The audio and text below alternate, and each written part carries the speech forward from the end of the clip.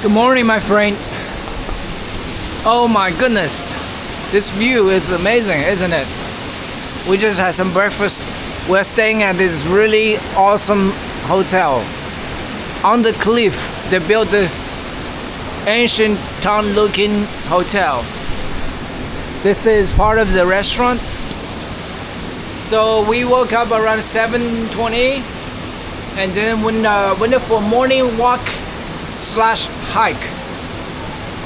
And yeah, we got some local tea we're gonna gift to other family and relatives.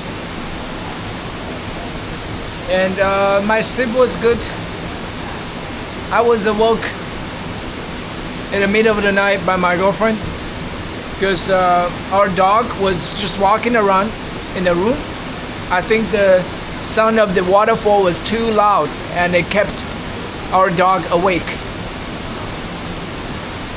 And then I went back to sleep again. Honestly, I quite enjoy this sound, this ambient sound of waterfall. It's so soothing.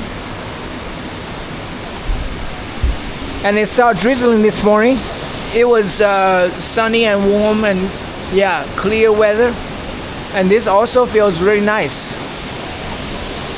Today is May 2nd, 2026.